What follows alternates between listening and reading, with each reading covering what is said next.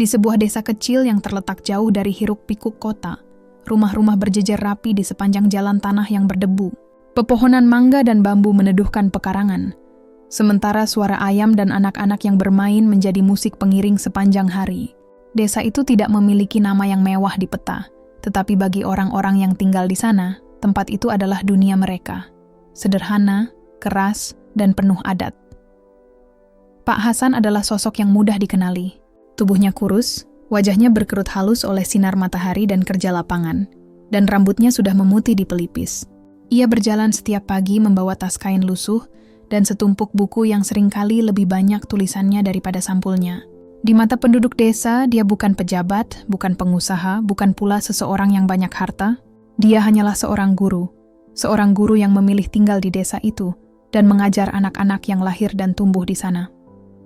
Kenangan Pak Hasan tentang mengajar bermula dari masa kecilnya sendiri. Ketika guru pertama yang ia temui sabar mengajarinya membaca dengan buku yang hampir sobek. Kata-kata guru itu sederhana, ilmu harus diteruskan. Itu bukan hanya nasihat. Itu menempel di hati Hasan seperti tanah liat yang menempel di kaki usai musim hujan. Ketika kesempatan datang untuk belajar lebih jauh, ia tak berpikir dua kali.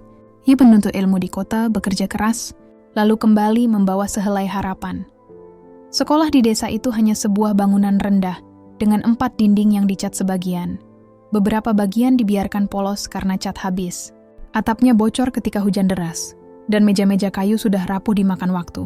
Tidak ada perpustakaan lengkap, tidak ada papan tulis yang bagus, bahkan listrik pun kadang padam. Namun di halaman depan, ada sebuah papan kecil bertuliskan SD Negeri Sinar Pagi yang hampir pudar. Disinilah Pak Hasan memilih untuk menabur ilmu. Hari-hari mengajar bagi Hasan dimulai sebelum matahari naik tinggi. Ia membangunkan diri, menyiapkan buku pelajaran, dan beberapa lembar kertas untuk murid-murid yang sering datang tanpa alat tulis. Kadang ia mengumpulkan sumbangan dari warga kota yang datang menolong. Kadang ia mengobrol waktu istirahatnya untuk mengajari anak-anak yang tertinggal. Yang paling mencolok bagi semua orang adalah keputusan yang diambilnya. Dia mengajar tanpa gaji tetap. Keputusan itu bukan sekadar pilihan spontan. 15 tahun sebelum cerita ini dimulai, sekolah mengalami krisis dana. Pemerintah daerah yang seharusnya mengurus tenaga pengajar terlambat mengirim guru pengganti, lalu dana honor pun tersendat. Warga desa bingung. Anak-anak harus tetap belajar, tetapi siapa yang mau mengajar tanpa dibayar? Hasan, yang baru saja kembali dari kota, berdiri di depan ruangan dengan mata yang lelah tetapi tegas. Ia tahu jika tidak ada yang mengisi posisi itu, generasi berikutnya akan kehilangan jendela ke dunia yang lebih luas. Maka ia berkata pada kepala desa, biarkan aku mulai, uang bisa dicari nanti. Ilmu tidak boleh menunggu. Kabar itu menyebar seperti angin, ada yang mengangguk setuju, ada pula yang menggeleng. Beberapa tetua desa mencibir, mengajar tanpa upah. Itu tidak cukup untuk makan, kata mereka. Bahkan keluarganya juga khawatir. Istrinya Siti mengerutkan kening saat mendengar rencana itu. Mereka baru saja menanggung cicilan kecil, dan 2 anak masih kecil yang perlu susu dan pakaian. Namun Siti tahu betul karakter suaminya. Ketika Hasan menatapnya dengan penuh keyakinan, ia memilih untuk mendukung, meski harus menahan napas setiap akhir bulan. Awal-awal mengajar tanpa gaji itu berat. Murid tidak banyak. Orang tua enggan melepas anak mereka keluar dari ladang karena musim panen memerlukan tenaga. Beberapa anak yang datang harus membantu orang tua mereka selepas jam sekolah, sehingga sering terlambat atau tertidur. Fasilitas yang buruk membuat proses belajar sulit. Papan tulis yang retak, kapur yang tipis, dan lantai yang kadang penuh debu. Namun ada hal yang lebih melelahkan daripada kekurangan fisik, rasa tidak pasti. Tetangga bertanya-tanya kapan Hasan akan berhenti, apakah keikhlasannya hanya bertahan beberapa minggu sebelum kenyataan hidup memaksanya bekerja lain. Tapi yang sering dilupakan orang adalah satu hal sederhana, anak-anak. Di mata mereka, Hasan bukanlah orang yang lelah atau bodoh, ia adalah jendela. Mereka datang dengan mata yang bersinar, membawa rasa ingin tahu yang tidak bisa dibeli. Seorang bocah bernama Raffi, anak dari seorang pemetik kopi, seringkali duduk paling depan.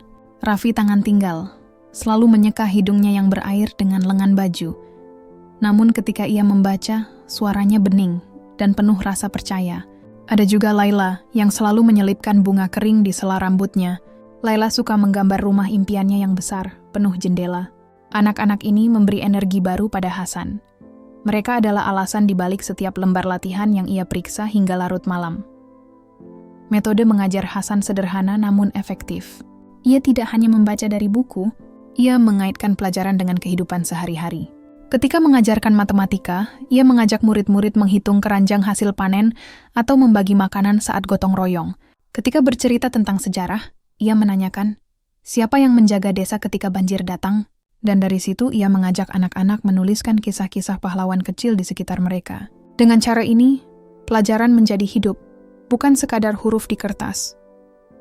Di luar kelas, tantangan lain menunggu. Banyak orang tua yang masih meragukan nilai pendidikan formal dibandingkan kerja langsung di ladang atau pabrik. Mereka khawatir kalau anak mereka terlalu bermimpi sekolah terus-menerus, akhirnya tidak membantu keluarga. Ada juga tekanan ekonomi. Ketika musim paceklik menghantam, prioritas keluarga bergeser.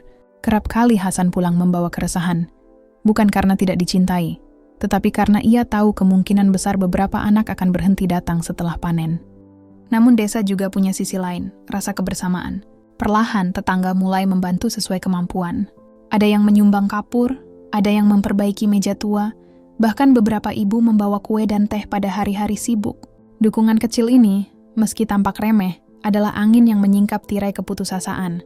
Setiap kali seorang ibu meniupkan mie ayam ke meja kecil tempat Hasan menulis rencana pelajaran, ia merasakan kehangatan yang tidak kalah dari gaji manapun.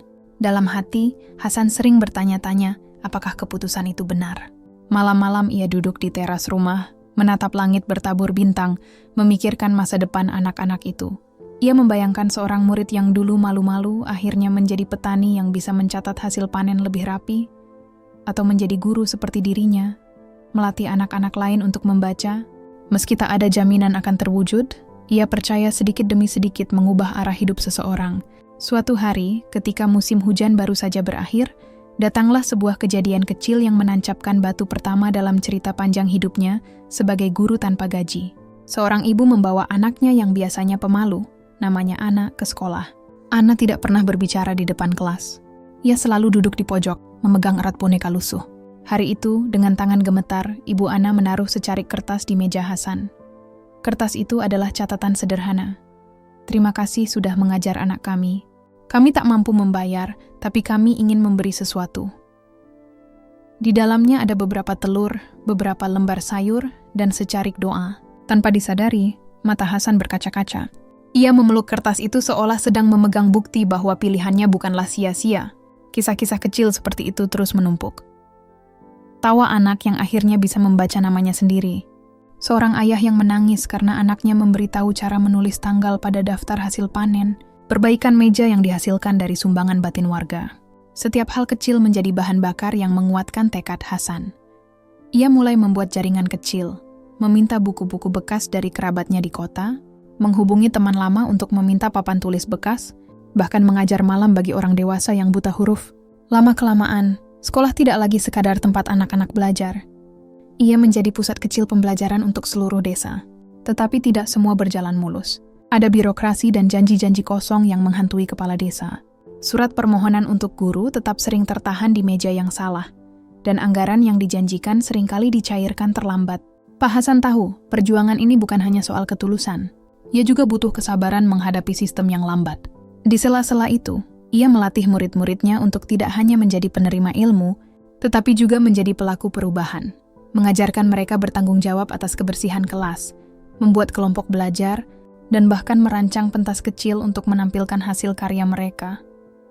Ditutup pada suatu sore ketika matahari mulai merunduk di balik bukit. Sekolah tampak tenang. Anak-anak pulang membawa tas dengan noda tanah dan senyum lebar. Hasan duduk sebentar di teras, memegang sebuah buku catatan tebal. Di halaman depan, papan nama sekolah bergoyang pelan karena angin. Ia menuliskan sebuah catatan pendek. Hari ini Raffi bisa membaca 2 halaman penuh. Laila menggambar rumah berjendela 12. Ana tersenyum lebih sering. Ia menulis tanpa berhenti, seolah hendak mengabadikan momen-momen kecil yang akan mudah dilupakan. Di bawah cahaya temaram, Hasan memandang ke langit dan berbisik pelan. 15 tahun atau mungkin lebih. Aku akan tetap berada di sini selama mereka membutuhkan. Itu bukan hanya janji kosong. Kata-kata itu adalah komitmen yang sudah menancap dalam lubuk hatinya. Komitmen yang akan menjadi benang pengikat bab-bab selanjutnya. Dan di balik janji itu, ada cerita-cerita lain menunggu. Konflik yang lebih besar, pengorbanan yang tak terduga, dan harapan yang terus tumbuh dari tanah desa yang sederhana. Menutup tirainya dengan rasa hangat dan getir yang bercampur. Hangat karena kebaikan yang tumbuh perlahan, getir karena realitas yang menantang.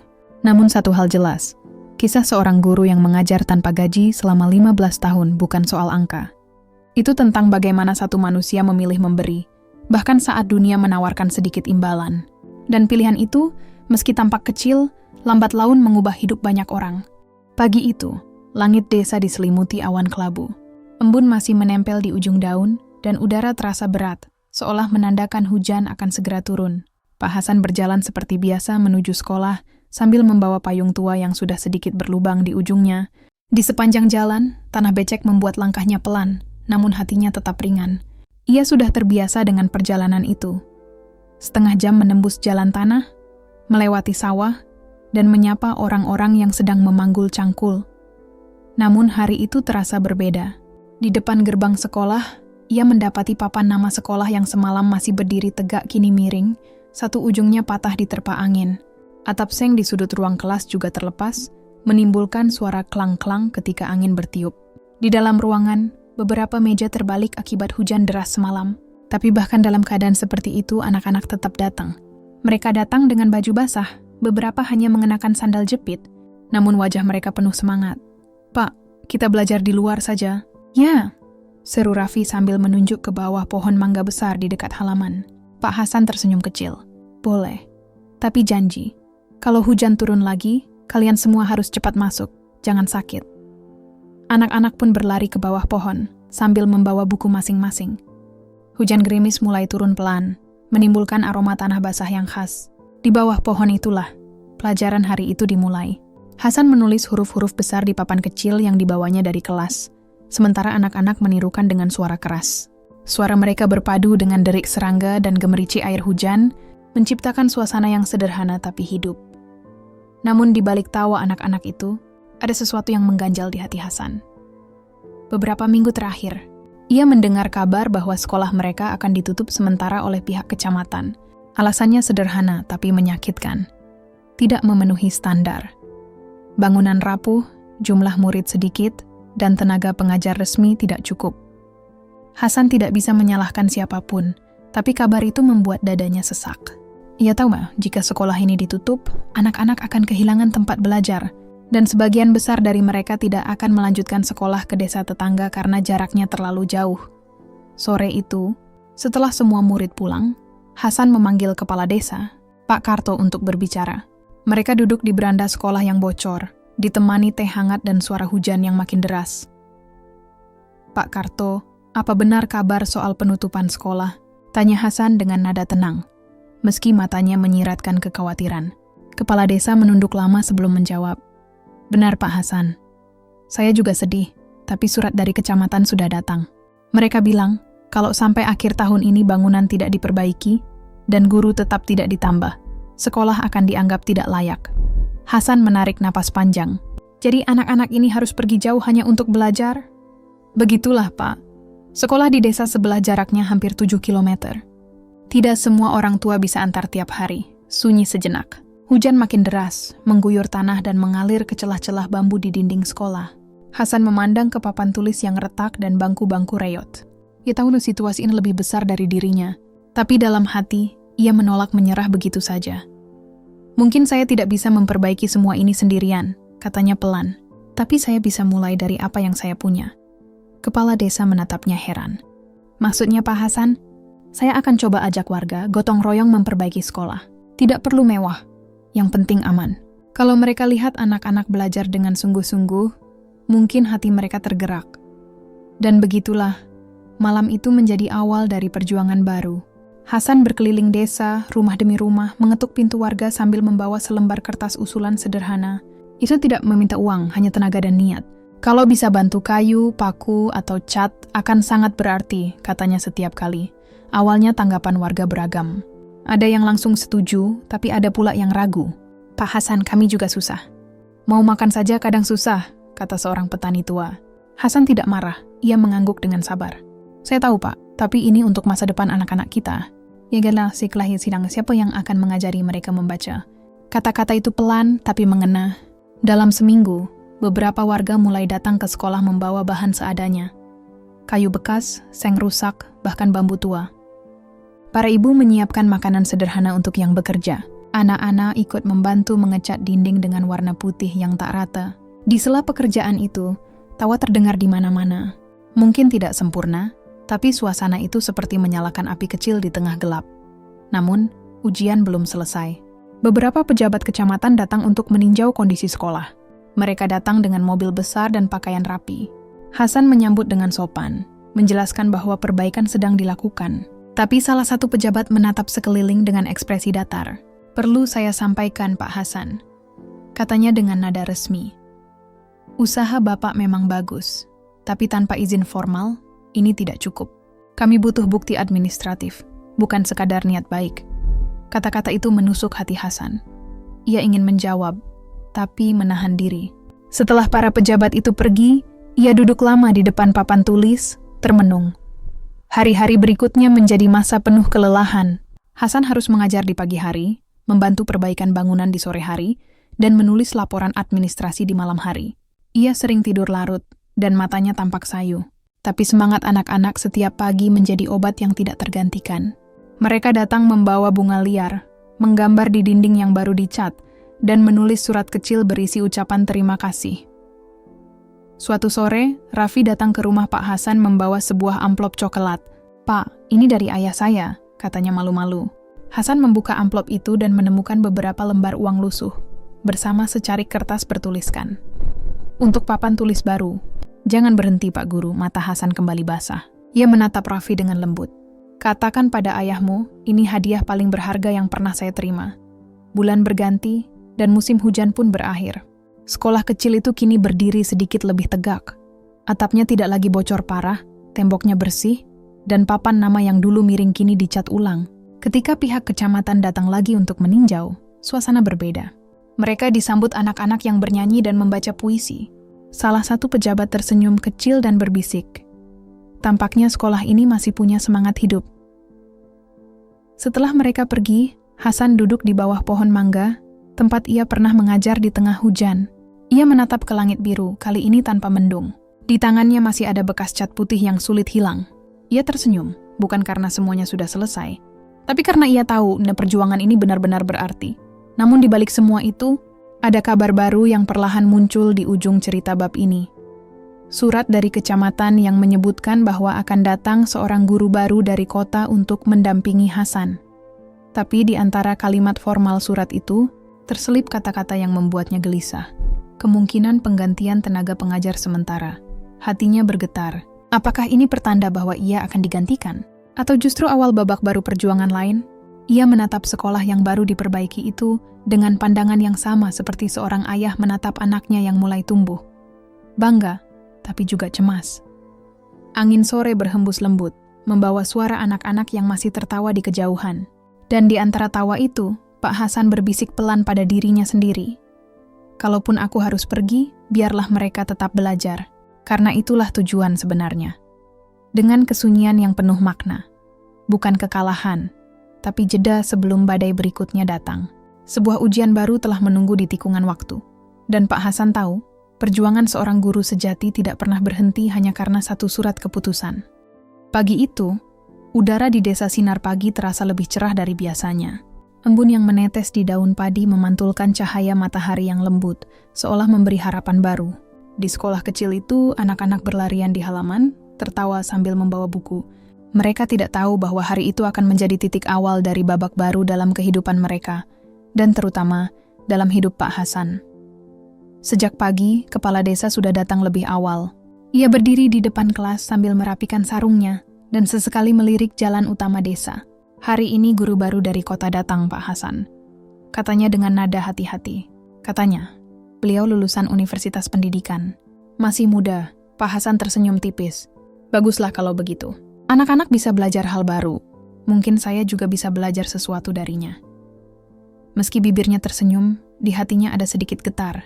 Ia sudah mendengar kabar bahwa guru baru itu akan mendampingi dirinya, tapi ia juga tahu Kadang kata mendampingi hanyalah bentuk halus dari kata menggantikan. Beberapa saat kemudian, sebuah mobil kecil berhenti di depan gerbang sekolah. Dari dalamnya keluar seorang perempuan muda berpenampilan rapi, mengenakan kemeja putih dan rok panjang warna biru tua. Rambutnya diikat sederhana, namun raut wajahnya memancarkan keyakinan. Ia membawa tas besar berisi buku dan dokumen, serta sebuah papan tulis lipat yang tampak baru. "Selamat pagi. Saya Bu Rina," katanya sambil tersenyum lebar, guru baru yang ditugaskan dari kecamatan. Anak-anak berkerumun dengan rasa ingin tahu. Beberapa bahkan berbisik, "Wah, guru baru dari kota." Sementara itu Pak Hasan mendekat dan menjabat tangannya. "Selamat datang, Bu Rina. Saya Hasan. Sudah 15 tahun di sini," ucapnya ramah. Bu Rina menunduk hormat. "Senang bisa bertemu, Pak. Saya sudah banyak mendengar tentang Bapak." Katanya, "Sekolah ini berdiri karena perjuangan Bapak." Hasan tersenyum pelan, sedikit kikuk menerima pujian itu. Saya hanya mengajar apa yang bisa saya ajarkan." Hari pertama berjalan penuh kehangatan. Bu Rina memperkenalkan diri di depan kelas, dan anak-anak menyambutnya dengan antusias. Ia membawa metode belajar yang berbeda, penuh permainan dan lagu. Ia mengajarkan matematika dengan kartu warna-warni dan membuat pelajaran bahasa Indonesia menjadi lebih seru dengan cerita bergambar. Pak Hasan memperhatikan dari sudut ruangan. Ia senang melihat anak-anak tertawa, tapi di sisi lain, ia juga merasa sedikit asing. Gaya mengajarnya berbeda jauh dari caranya yang sederhana dan penuh cerita kehidupan. Anak-anak yang biasanya memperhatikan dirinya kini lebih sibuk dengan alat peraga dan permainan baru dari Bu Rina sore itu. Setelah pelajaran usai dan anak-anak pulang, Hasan duduk di depan papan tulis, menatap tulisan-tulisan warna-warni yang ditinggalkan Bu Rina. Ia menghela napas panjang. Bu Rina datang dengan semangat dan ilmu baru, sesuatu yang baik. Tapi ia tidak bisa mengusir perasaan bahwa pelan-pelan perannya akan tergeser. Beberapa hari kemudian, kabar mulai beredar di desa. Ada rumor bahwa Bu Rina akan dijadikan kepala sekolah baru, menggantikan posisi sementara Pak Hasan sebagai pengajar utama. Warga mulai bertanya-tanya, "Kalau Bu Rina sudah di sini, apakah Pak Hasan masih dibutuhkan?" Bisik seorang ibu di warung. Pak Hasan mendengar kabar itu lewat anak-anak yang polos bercerita. "Pak," kata ibu di rumah, "nanti yang jadi kepala sekolah Bu Rina ya?" Hasan tersenyum lembut, menepuk kepala anak itu. "Tidak apa-apa, Nak. Yang penting kalian tetap belajar dengan semangat." Namun di balik senyum itu, hatinya terasa berat. Malam itu ia tidak langsung tidur. Ia duduk di teras rumah, memandangi bintang-bintang yang redup, mengingat kembali semua perjuangan selama ini, dari mengajar di bawah pohon mangga saat hujan, hingga memperbaiki sekolah dengan tangan sendiri. Ia tidak menyesal, tapi ada rasa hampa yang sulit dijelaskan. Keesokan harinya, ia memutuskan untuk berbicara langsung dengan Bu Rina. "Bu, saya senang Ibu datang ke sini. Anak-anak tampak senang belajar dengan cara Ibu. Tapi kalau saya boleh jujur, saya khawatir kalau kehadiran saya tidak lagi diperlukan." Bu Rina menatapnya dengan serius, lalu tersenyum lembut. "Pak Hasan, jangan berpikir begitu. Justru saya ingin belajar dari Bapak. Saya memang punya teori dari kampus, tapi Bapak punya pengalaman hidup. Anak-anak di sini menghormati Bapak bukan karena metode mengajar, tapi karena ketulusan." Kata-kata itu sederhana, tapi membuat Hasan terdiam lama. Ia menatap perempuan muda itu, lalu tersenyum. "Terima kasih, Bu Rina. Saya harap kita bisa bekerja sama. Sekolah ini milik mereka, bukan milik saya atau Ibu." Hari-hari berikutnya menjadi masa pembelajaran bagi keduanya. Bu Rina memperkenalkan cara belajar modern, menggunakan kartu huruf, lagu, dan permainan edukatif. Sementara Pak Hasan tetap dengan cara lamanya, bercerita tentang kehidupan, tentang bagaimana berhitung lewat hasil panen atau membaca lewat papan nama toko. Awalnya mereka berjalan di jalur yang berbeda, tapi lama-lama saling melengkapi. Saat Bu Rina mengajar teori, Hasan menambahkan contoh nyata dari kehidupan desa. Ketika Hasan menjelaskan tentang pentingnya gotong royong, Bu Rina menulisnya menjadi pelajaran tentang nilai sosial dan budaya. Anak-anak pun semakin semangat, karena mereka merasa punya dua guru yang saling mendukung.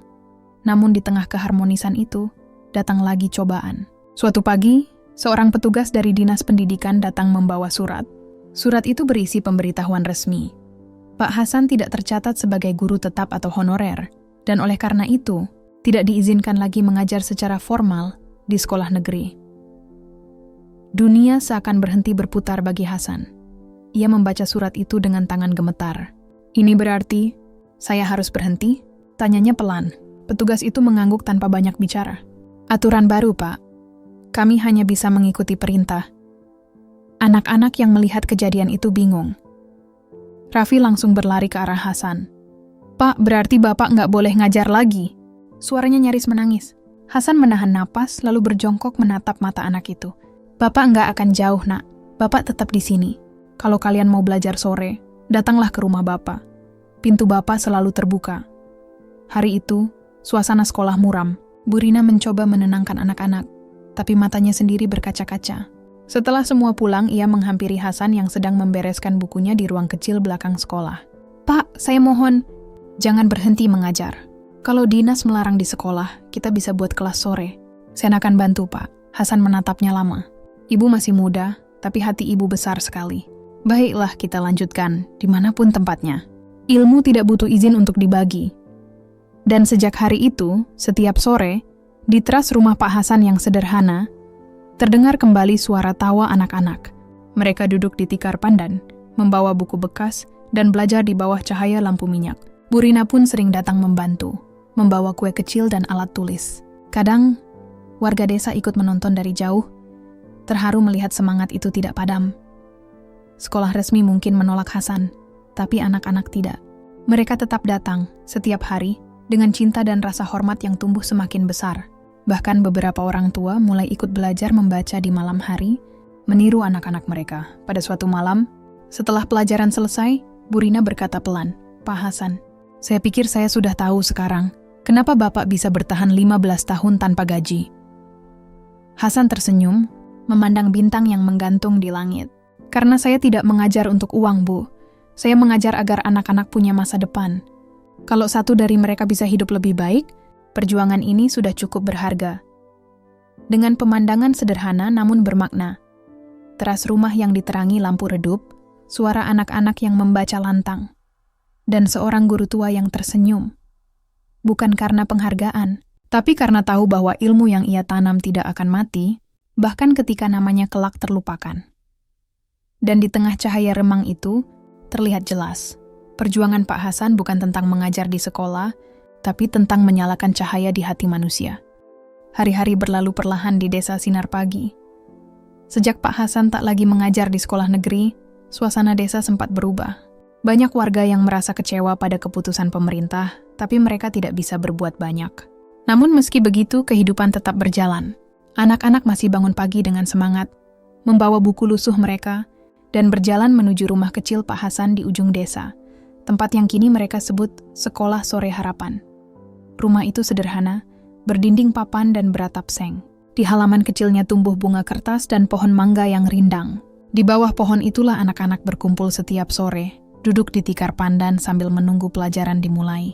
Lampu minyak tergantung di tiang bambu, menerangi tulisan mereka di kertas lusuh. Suasananya jauh dari kemewahan, tapi di sana ada semangat yang tak bisa dibeli oleh uang. Bu Rina masih datang setiap hari, meski ia harus mengajar pagi di sekolah resmi. Sore harinya, ia menempuh jarak hampir 1 kilometer untuk sampai ke rumah Pak Hasan. Kadang ia datang membawa peralatan belajar dari kota, buku cerita bekas, spidol warna-warni, atau bahkan sekotak kapur baru. Anak-anak pasti senang hari ini, Pak, katanya suatu sore sambil tersenyum. Senang itu murah kalau kita tulus, Bu, jawab Pak Hasan dengan tawa pelan. Pelajaran di Sekolah Sore Harapan tidak seperti di sekolah biasa. Hasan dan Rina tidak hanya mengajarkan membaca dan berhitung, tapi juga kehidupan. Mereka mengajak anak-anak bercocok tanam, memperbaiki kursi bambu yang rusak, dan membantu warga menulis surat atau membaca pengumuman dari kantor kecamatan. Pelajaran datang dari kehidupan itu sendiri. Suatu hari, ketika pelajaran sedang berlangsung, datanglah seorang pria berpakaian rapi ke rumah Pak Hasan. Ia memperkenalkan diri sebagai wartawan dari sebuah koran di kota kabupaten. Saya dengar cerita tentang Bapak yang mengajar tanpa gaji selama bertahun-tahun, katanya sambil membuka buku catatannya. Boleh saya menulis tentang Bapak? Hasan terdiam sejenak. Ia bukan orang yang suka jadi pusat perhatian, tapi ia tahu, jika kisah ini bisa memberi inspirasi, mungkin akan ada kebaikan yang lebih besar lahir darinya. Silakan, katanya akhirnya. Tapi tulislah juga tentang anak-anak di sini, mereka yang sebenarnya berjuang setiap hari. Beberapa minggu kemudian, Artikel tentang guru desa yang mengajar tanpa gaji selama 15 tahun muncul di halaman depan koran lokal. Warga desa ramai membicarakannya. Banyak orang dari luar datang berkunjung. Ada yang ingin membantu, ada pula yang hanya ingin melihat. Sumbangan buku, alat tulis, dan pakaian mulai berdatangan. Bahkan sebuah lembaga pendidikan dari kota mengirimkan papan tulis baru dan beberapa bangku kayu. Untuk pertama kalinya, rumah Pak Hasan tampak seperti sekolah sungguhan. Tapi di tengah semua perhatian itu, Hasan tetap rendah hati. Ia tidak mau mengubah caranya mengajar. "Saya tidak butuh ruang mewah, yang penting anak-anak nyaman belajar," katanya setiap kali seseorang menawarkan bantuan besar. Namun, perhatian publik juga membawa masalah baru. Beberapa pihak mulai mempermasalahkan legalitas sekolah sore harapan. Ada pejabat yang menilai kegiatan itu tidak resmi dan bisa mengganggu sistem pendidikan formal. Suatu sore, surat peringatan datang dari Dinas Pendidikan Kabupaten. Bu Rina membacanya dengan cemas. "Pak, mereka bilang kalau sekolah ini tidak boleh menerima sumbangan atau murid baru tanpa izin resmi." Pak Hasan menatap surat itu lama. Ia menghela napas dalam. Mereka melihat aturan, bukan niat. Tapi niat baik tidak butuh izin, Bu. Namun, ia juga tidak ingin anak-anak menjadi korban perdebatan. Maka Hasan memutuskan untuk menemui pejabat kabupaten sendiri. Dengan kemeja sederhana dan map berisi dokumen seadanya, ia berangkat ke kota menggunakan ojek. Perjalanan memakan waktu hampir 2 jam. Di kantor dinas, ia disambut oleh pegawai muda yang tampak tergesa. "Bapak yang dari desa Sinar Pagi, ya? Saya sudah dengar. Tapi, mohon maaf, Bapak tidak bisa mengajar tanpa surat izin." Hasan tersenyum tenang. "Nak, saya tidak mengajar demi jabatan. Saya hanya berbagi ilmu supaya anak-anak di tempat saya bisa membaca. Kalau itu salah, maka saya mohon ampun. Tapi kalau itu benar, semoga Allah yang menilai." Kata-katanya sederhana, tapi penuh makna. Pegawai itu terdiam lama. Akhirnya ia mengarahkan Hasan ke kepala dinas langsung. Setelah mendengar kisah lengkapnya, kepala dinas itu menatap Hasan dengan mata berkaca-kaca. "Pak Hasan, Bapak tidak salah. Justru Bapak mengingatkan kami tentang apa arti pendidikan yang sebenarnya." Ia berhenti sejenak, lalu melanjutkan, "Mulai hari ini, kami akan bantu legalisasi sekolah sore harapan. Saya akan kirim surat resmi agar kegiatan itu diakui sebagai Pusat Kegiatan Belajar Masyarakat, PKBM." Hasan tertegun. Matanya basah, tapi ia berusaha tetap tenang. "Terima kasih, Pak. Saya tidak ingin apa-apa, hanya agar anak-anak bisa terus belajar tanpa rasa takut." Kabar baik itu segera sampai ke desa. Anak-anak berlari menyambutnya dengan sorak gembira. "Pak, berarti sekolah kita resmi sekarang?" tanya Raffi sambil tersenyum lebar. Hasan mengangguk. "Ya, Nak. Sekarang kalian bisa bilang kalau kalian belajar di sekolah sungguhan." Sejak saat itu, suasana di sekolah sore harapan semakin hidup. Warga ikut membantu membuat papan nama baru bertuliskan Pusat Belajar Harapan Desa Sinar Pagi. Di bawah tulisan itu, ada kalimat kecil yang ditulis Bu Rina. "Ilmu untuk semua, tanpa batas waktu." Malam itu, Hasan duduk di teras rumahnya sendirian. Ia menatap langit yang cerah, memandangi bulan yang menggantung di antara awan tipis. Di tangannya ada buku catatan tua, buku yang sudah ia isi sejak hari pertama ia mulai mengajar 15 tahun lalu. Di halaman terakhir, ia menulis dengan pena yang hampir habis tintanya. "Aku memulai dengan satu niat, agar anak-anak di desaku tidak buta huruf. Kini, aku melihat mereka bisa menulis surat, membaca doa, bahkan menulis mimpinya sendiri. Kalau besok aku tak ada lagi, semoga mereka terus membaca, terus bermimpi, dan terus menyalakan cahaya kecil ini." Beberapa hari kemudian, sebuah kejadian kecil membuat semua orang di desa tersentuh. Di tengah upacara kecil peresmian PKBM, Raffi maju ke depan dan membacakan surat yang ia tulis sendiri. "Untuk Pak Hasan, guru kami. Terima kasih sudah mengajar kami tanpa mengharap bayaran. Kami janji akan terus belajar sampai bisa membanggakan Bapak, karena Bapak sudah membuat kami percaya bahwa ilmu bisa mengubah nasib, meski kita lahir di desa kecil." Suaranya gemetar, dan beberapa warga meneteskan air mata. Hasan menunduk berusaha menahan haru tapi tak mampu. Ia tahu, inilah hasil dari semua tahun panjang yang penuh perjuangan. Bukan uang, bukan gelar, tapi hati-hati kecil yang tumbuh menjadi lebih berani dan cerdas. Ketika acara selesai dan semua orang bubar, Bu Rina mendekat dan berkata pelan, "Pak, Bapak sadar tidak? Bapak sudah menyalakan api kecil yang tak akan padam." Hasan tersenyum sambil menatap pohon mangga, tempat mereka dulu belajar di tengah hujan. Kalau api itu bisa menerangi satu jiwa saja, Bu, itu sudah cukup bagi saya. Sore itu angin berhembus pelan. Di bawah langit oranye, terlihat anak-anak bermain sambil membawa buku. Suara mereka menggema di antara sawah yang hijau. Suara masa depan yang dulu nyaris padam, kini menyala terang. Dan di tengah semua itu, Pak Hasan berdiri diam, tersenyum dalam keheningan. Ia tahu perjuangan belum selesai, tapi untuk pertama kalinya dalam hidupnya, ia merasa damai, karena ia telah membuktikan bahwa ketulusan bisa mengalahkan keterbatasan, dan bahwa seorang guru sejati tidak butuh pangkat untuk menyalakan cahaya bagi dunia. Dengan gambar kehidupan yang tenang namun bermakna, sekolah sederhana yang lahir dari hati seorang guru desa menjadi cahaya bagi generasi berikutnya. Dari seorang pria tua yang dulu mengajar tanpa gaji, kini lahir harapan baru bagi seluruh desa, dan dari ketulusan itu tumbuhlah masa depan yang tidak akan pernah padam. Waktu berjalan cepat, musim demi musim berganti di desa Sinar Pagi. Pohon mangga di halaman rumah Pak Hasan kini tumbuh semakin rindang, seakan menjadi saksi bisu perjalanan panjang sang guru yang telah mencurahkan hidupnya untuk pendidikan. Anak-anak yang dulu belajar di bawah pohon itu, kini sudah beranjak dewasa.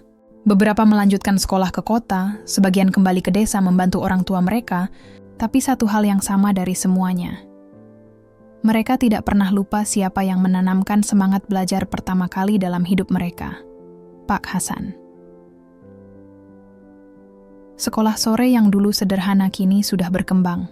Berkat pengakuan resmi dari pemerintah kabupaten, Pusat Belajar Harapan Desa Sinar Pagi terus berjalan dengan baik. Ada papan nama besar di depan bangunan yang dulu hanyalah rumah kecil kayu.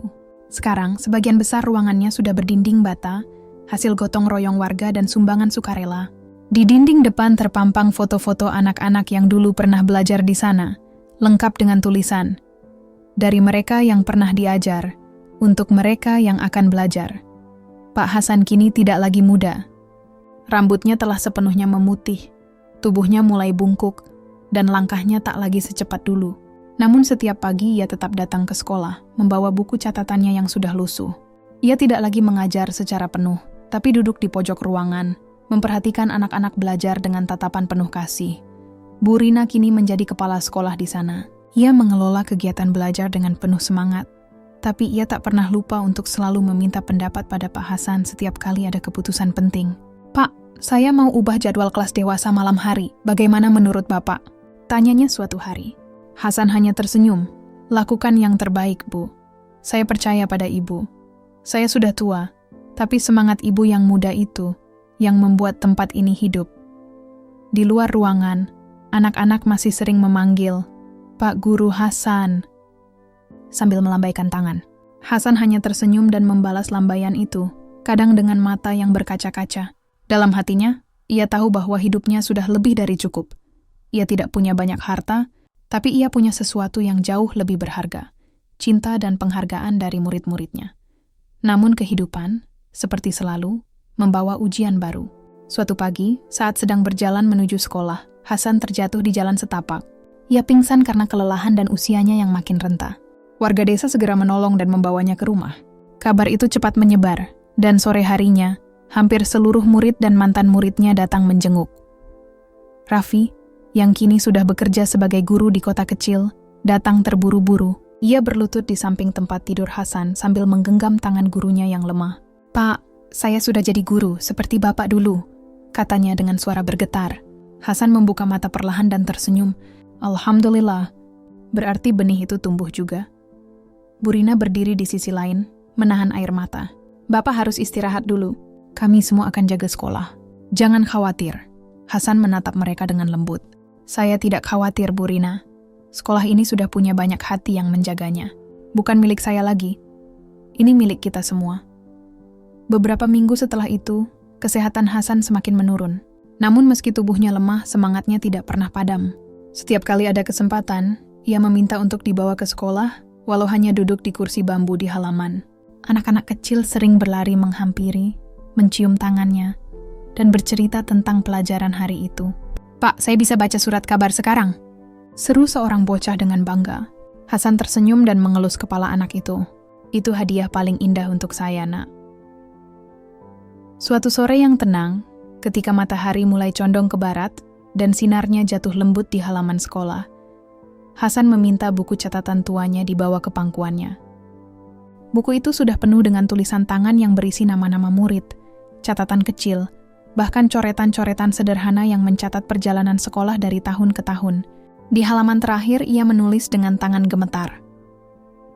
Ilmu bukan hanya untuk mereka yang pintar, tapi untuk mereka yang mau belajar.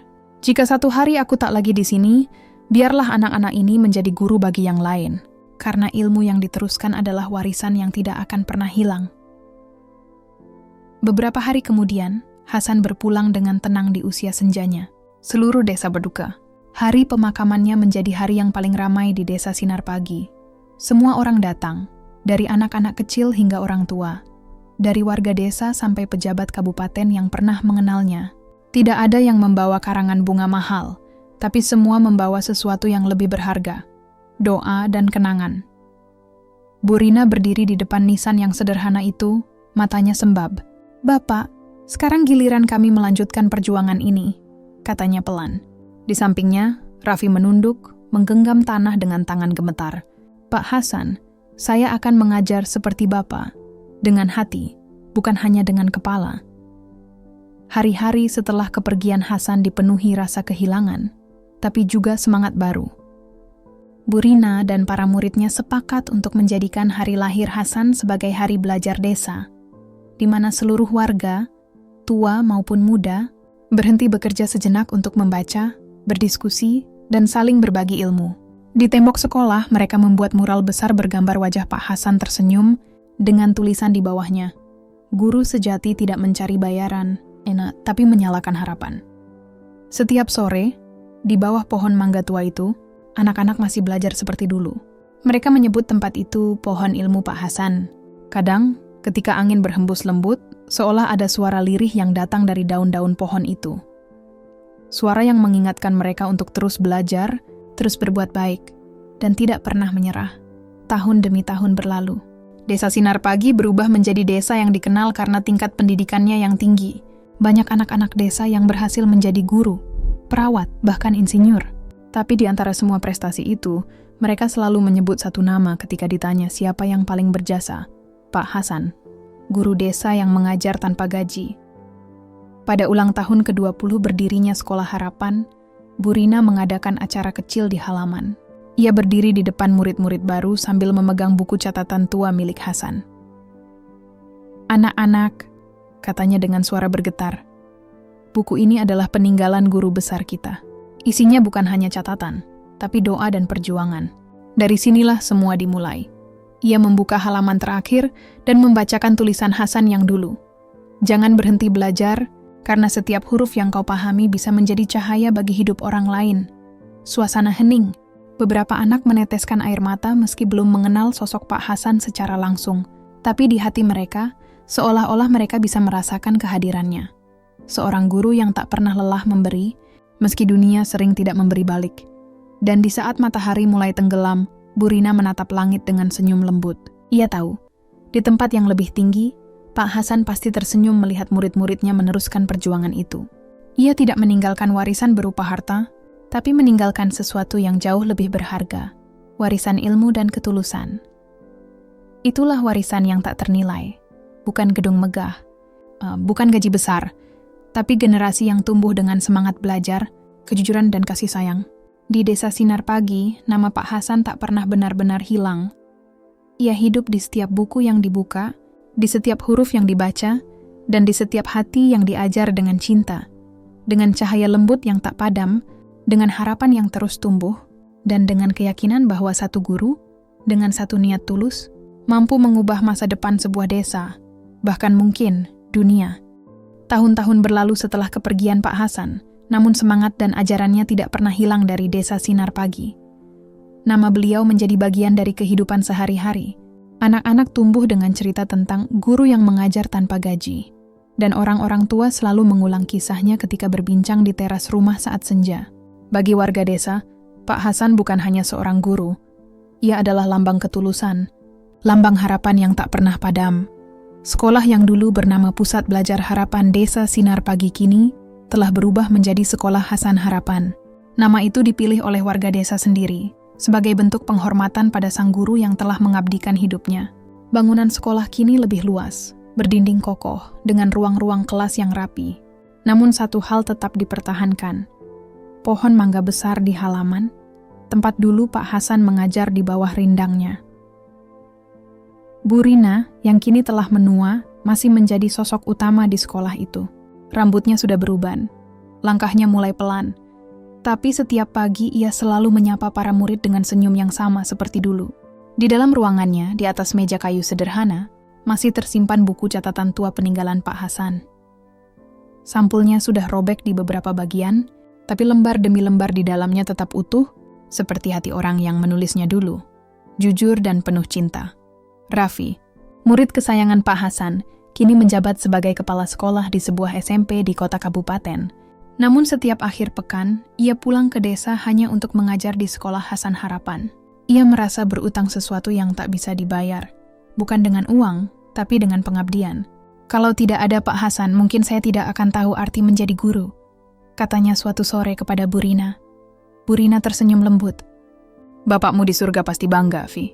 Lihatlah sekolah ini. Siapa sangka rumah kecil dulu bisa menjadi tempat ratusan anak belajar. Setiap tahun, sekolah itu mengadakan peringatan Hari Pendidikan Desa, hari di mana seluruh warga berhenti bekerja untuk membaca, menulis, dan berbagi ilmu. Anak-anak tampil di panggung kecil, membacakan puisi tentang pendidikan dan kisah hidup Pak Hasan. Salah satu puisi yang paling sering dibacakan ditulis oleh seorang murid bernama Siti, cucu dari salah satu murid pertama Pak Hasan. Di bawah pohon mangga, seorang guru tua mengajar dengan sabar. Tak ada gaji, tak ada janji, hanya cahaya di matanya yang terus menyala.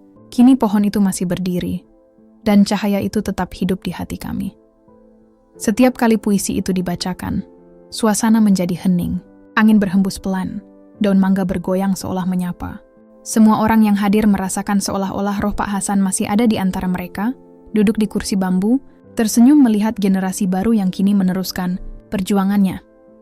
Namun perubahan besar sedang datang ke Desa Sinar. Pagi, pemerintah daerah memutuskan untuk menjadikan desa itu sebagai desa percontohan pendidikan berbasis masyarakat. Artinya, mereka akan mendapatkan bantuan dana besar, pelatihan guru, serta fasilitas modern.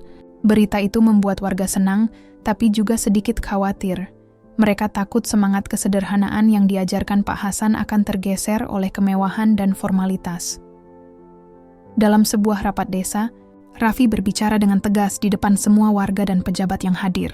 Pak Hasan mengajarkan bahwa pendidikan bukan hanya soal gedung megah atau peralatan canggih, katanya. Kalau bantuan ini datang, mari kita gunakan dengan hati-hati. Jangan sampai kita kehilangan jiwa yang membuat sekolah ini berbeda, ketulusan.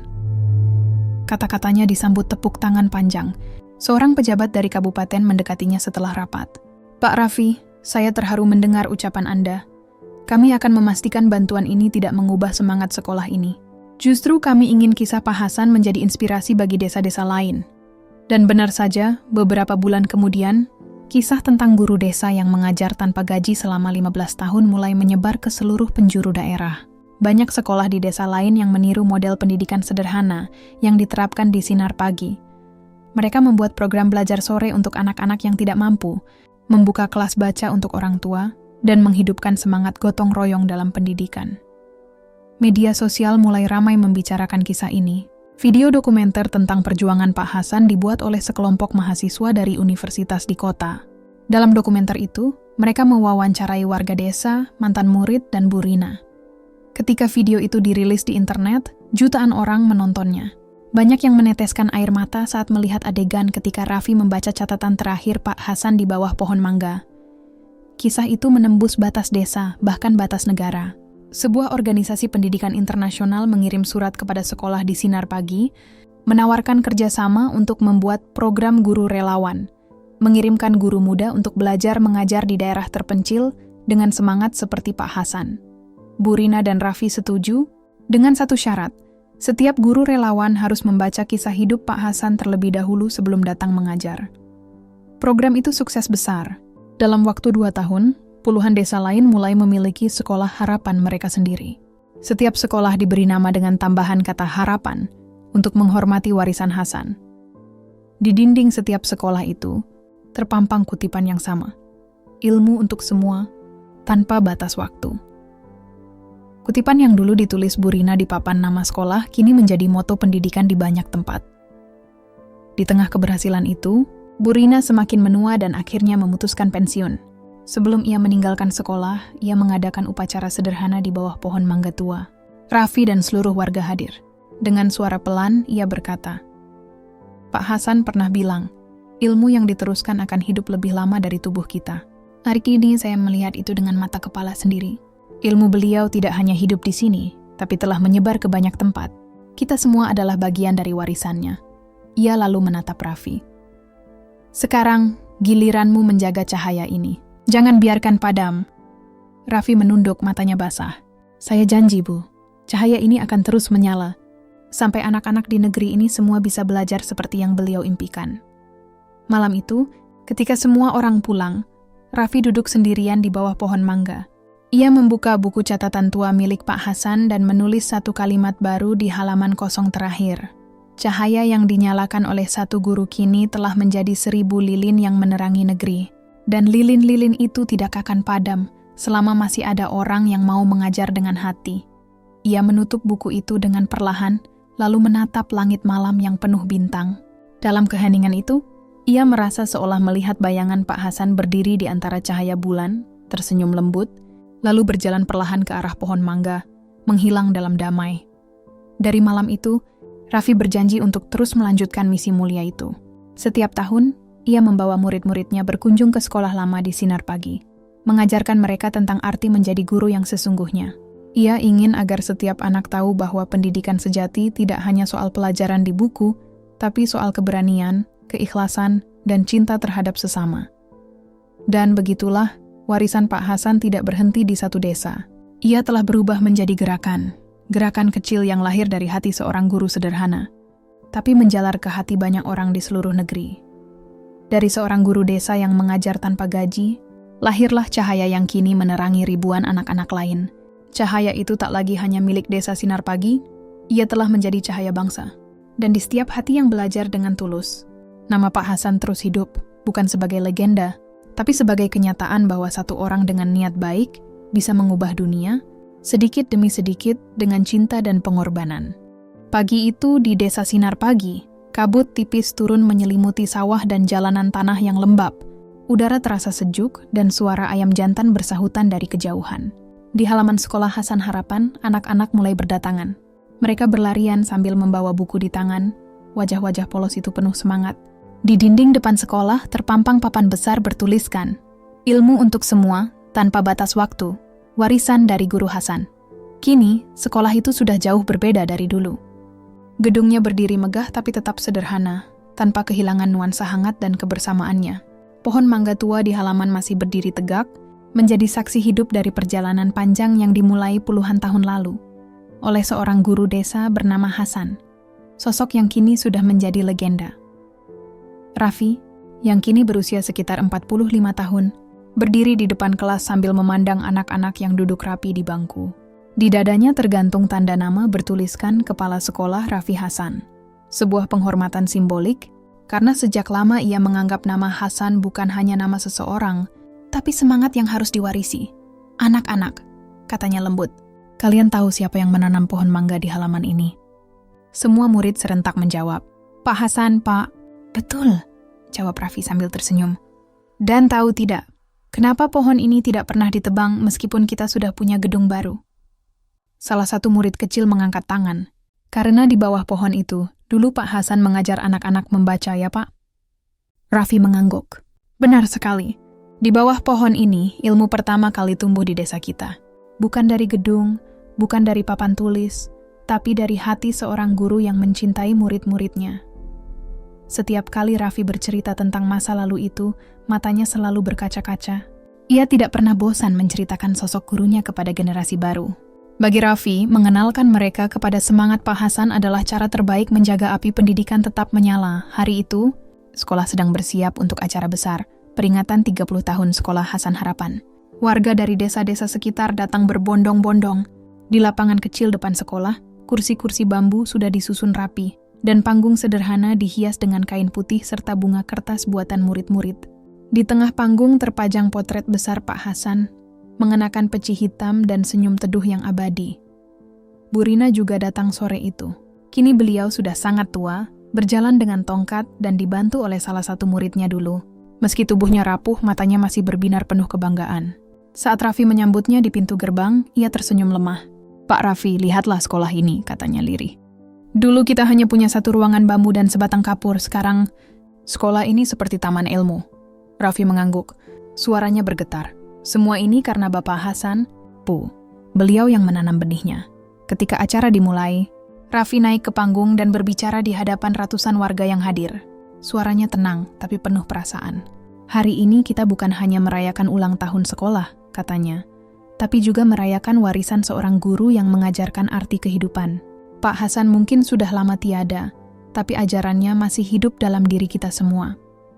Ia kemudian membuka buku tua peninggalan Pak Hasan, buku yang dulu selalu dibawa kemanapun beliau pergi. Halamannya sudah menguning, tapi tulisannya masih jelas. Raffi membaca dengan suara pelan namun tegas.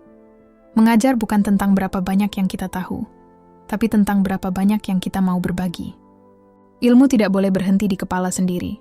Harus mengalir seperti air, memberi kehidupan bagi orang lain." Suasana menjadi hening. Hanya angin sore yang berhembus, menggoyangkan daun-daun mangga di atas kepala mereka. Banyak yang meneteskan air mata, bukan karena sedih, tapi karena haru dan kagum pada seseorang yang mampu meninggalkan warisan sebesar itu hanya dengan ketulusan hati.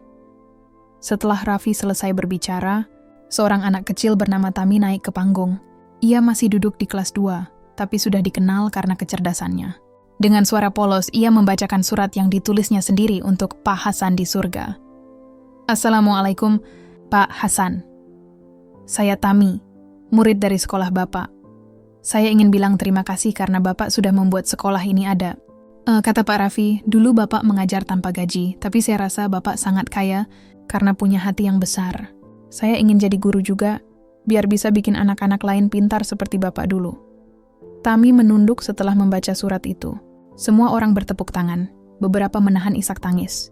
Bu Rina bahkan menutup wajahnya dengan sapu tangan, tak kuasa menahan air mata. Setelah acara selesai, matahari mulai tenggelam, meninggalkan langit berwarna jingga keemasan. Semua warga masih berkumpul, saling bercerita, tertawa, dan mengenang masa lalu. Di tengah keramaian itu, Raffi berdiri sendirian di bawah pohon mangga. Ia menatap langit yang mulai gelap dan berbicara pelan seolah berbicara kepada seseorang yang tak terlihat. "Pak, lihatlah, murid-murid Bapak sudah jadi guru, petani, dokter, dan banyak lagi. Ilmu Bapak sudah menyebar jauh. Bahkan ada yang mengajar di pulau lain. Semua karena Bapak." Angin sore berhembus lembut. Daun mangga bergetar pelan, seakan menjawab bisikan Raffi. Di hatinya, ia merasa yakin. Seandainya Pak Hasan masih hidup, beliau pasti tersenyum melihat semua ini. Beberapa tahun kemudian, pemerintah daerah mendirikan Museum Pendidikan Desa di tanah belakang sekolah. Di dalamnya tersimpan berbagai barang peninggalan Pak Hasan.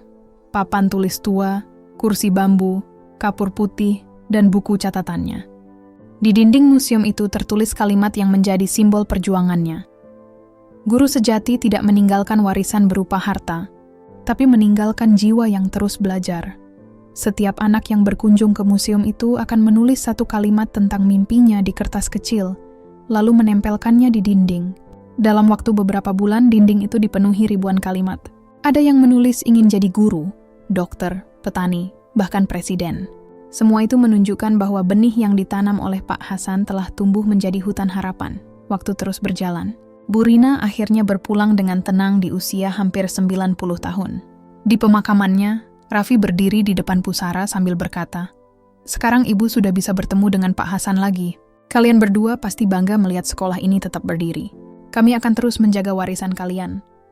Tahun demi tahun berlalu, generasi berganti. Raffi pun menua, rambutnya mulai memutih seperti gurunya dulu. Suatu sore, ia duduk di bawah pohon mangga yang sama, ditemani murid-murid muda. Ia tersenyum dan berkata, "Kalau suatu hari Bapak sudah tidak ada, kalian jangan sedih. Lanjutkan apa yang sudah kita mulai. Jadilah guru untuk orang lain, meski hanya dengan hal kecil." Murid-muridnya mengangguk pelan. Sebagian belum sepenuhnya mengerti maknanya. Tapi kelak, mereka akan mengingat kata-kata itu seperti Raffi dulu mengingat ucapan Pak Hasan. Dan pada suatu pagi yang cerah, ketika mentari baru saja muncul di balik bukit, kabar sedih datang. Raffi meninggal dalam tidurnya. Warga desa kembali berduka, tapi mereka tahu, kematian bukan akhir, melainkan kelanjutan dari perjalanan panjang para guru yang menyalakan cahaya. Pemakamannya dilakukan di sebelah makam Pak Hasan, di bawah pohon mangga tua yang kini menjadi simbol abadi bagi seluruh desa. Di nisan Raffi tertulis kalimat sederhana. Murid yang menjadi guru meneruskan cahaya. Hari itu, anak-anak berkumpul di bawah pohon itu, membaca doa dengan suara pelan. Angin berhembus lembut, membawa aroma tanah basah dan daun segar. Seolah alam pun ikut berdoa untuk mereka yang telah mendedikasikan hidupnya untuk ilmu. Desa Sinar Pagi kini dikenal di seluruh negeri sebagai desa cahaya pendidikan. Setiap guru baru yang datang ke sana akan selalu mendengar cerita tentang Pak Hasan dan muridnya, Raffi. Cerita itu diceritakan turun-temurun, seperti dongeng yang tak pernah kehilangan makna. Dan pada akhirnya, meskipun tubuh Pak Hasan, Bu Rina, dan Raffi telah tiada, cahaya mereka tetap hidup. Di buku-buku yang dibaca anak-anak, di senyum para guru yang mengajar dengan sabar, dan di setiap mimpi yang tumbuh dari hati kecil yang haus akan ilmu, cahaya itu kini telah menjadi abadi. Ia tidak lagi hanya milik desa Sinar Pagi, tapi milik dunia, bukti bahwa dari sebuah desa kecil, dari seorang guru yang mengajar tanpa gaji, lahir kekuatan besar yang mampu menerangi kehidupan banyak orang. Dan di bawah pohon mangga tua itu, setiap kali angin berhembus, seolah terdengar suara lembut yang dulu pernah mengajarkan huruf pertama bagi anak-anak desa. Teruslah belajar, nak, karena selama ilmu masih dibagi, dunia tidak akan pernah gelap.